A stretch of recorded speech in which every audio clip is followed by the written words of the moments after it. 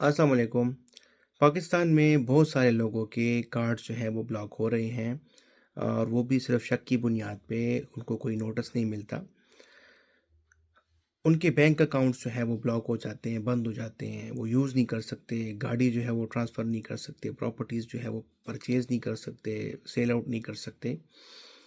तो इसमें इसी तरह एक केस मेरे पास आया और उसमें मैंने पिटीशन जमा की और पेशावर हाई कोर्ट ने अपने शॉर्ट ऑर्डर में उसको अपना बैंक अकाउंट यूज़ करने की इजाज़त दी है और जो उसके पैसे बैंक में पड़े हुए हैं, वो जो है वो निकाल सकता है।